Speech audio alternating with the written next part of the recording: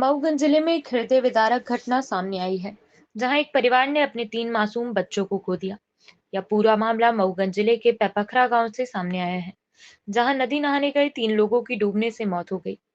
घटना के संबंध में मिली जानकारी के अनुसार यह पूरा मामला 18 मई की सुबह 9 बजे सामने आया, जब पैपखरा गांव निवासी दो सगे भाई अमन तिवारी उम्र 18 वर्ष, अभय तिवारी उम्र 17 वर्ष, पिता अनिल तिवारी अपने मामा के बेटे अभिषेक मिश्रा और छोटू पिता मुनेन्द्र मिश्रा निवासी दुगौली मझियार उम्र लगभग 24 वर्ष के साथ निहाई नदी नहाने गए थे, लेकिन इन्हें नदी की गहराई का अंदाजा नहीं था।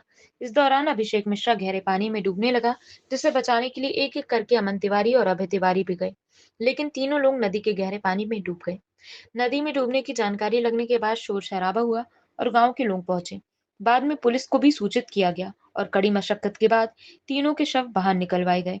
जानकारी के अनुसार दुगौली मझियार निवासी अभिषेक मिश्रा गर्मी की छुट्टियों में अपनी बुआ के घर पैपखरा आया था।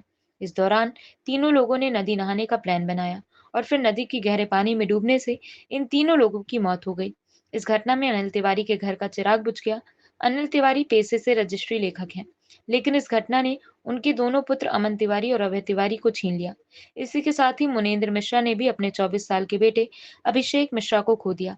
फिलहाल मौके पर तहसीलदार सौरभ मरावी पहुंचे, जिन्होंने पीड़ित परिवार के प्रति संवेदना व्यक्त करते हुए हर संभव मदद का भरोसा दिलाया है।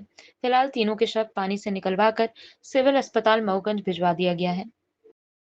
की जानकारी मिली है, क्या पूरा घटनाक्रम क्या है? 3 बच्चे हैं, ये नजदीकी पैपखार के ही रहने वाले हैं ये लोग।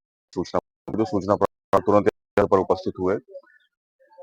वो बच्चे नहाने के लिए आए थे, तो डूबे, तो दुर्घटनावश शायद पता चला कि एक बच्चा डूब रहा था, 2 बच्चे उनको आए बचाने के लिए, तो 2 बच्चे उसमें डूब गए हैं।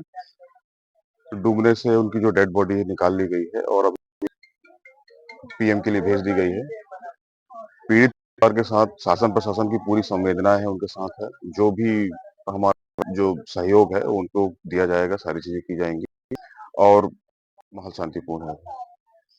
जैसे संबल है, कर्मकार है, क्या इसका उपयोग अथवा इस योजना अंतर्गत उनको सहायता राशि दी गई?